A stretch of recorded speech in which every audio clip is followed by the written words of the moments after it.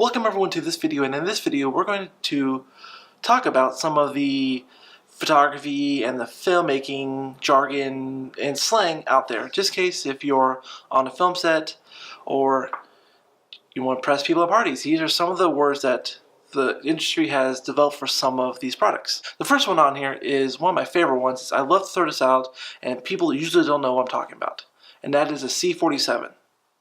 And what is a C47? Well, this is a C47. It's a clothespin. From what I hear from stories, it was either people, there was a film company that had a bin label C47, and this was in here. It was like, I think, so I've heard the production ordering number was C47, and probably the one that makes more sense was companies, they needed to expense something and they really didn't want to expensing clothespin, so they call it C47. So this is my favorite one, C47.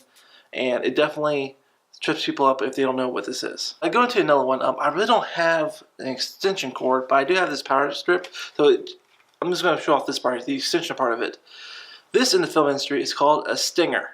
So yeah, stinger. Now if you do video, you probably know about this is a windscreen. It's very fuzzy. This is for when there's extreme winds out there. This helps reduce the sound of it. This is also called a dead cat. I've also heard Wookie dick, so have fun with that one. Now this one, obviously it's a sandbag. It's used to hold your light stands so they don't tip over easily. But there's actually a smaller one that's usually for C-stands when they're kind of out like this so they don't fall over. It's kind of counterbalance it a little bit. Those are called elephant nuts. Have fun with that one too. Now this lens here is also called glass. Obviously because it's made of glass. So you'll hear a lot when people say that's a fast glass. That means it's a fast lens. It gets me into the other jargon slang, which is fast and slow. When they're usually talking about fast lens, it means it shoots at 1.8, meaning you can do the shutter speed faster. Now if you're shooting at, if the lens is like 5.6, that's usually a slow lens because you're shooting at shutter speed slower. Another one is spray and pray. Basically that is when you're taking a bunch of pictures and hoping you get one that works. It's in focus or correct exposure or whatever. It's basically just taking a bunch of photos and hoping one's good. Another slang term that you probably heard about is chimping. Now chimping came about when the digital cameras started coming out and people were looking at the LCD screen.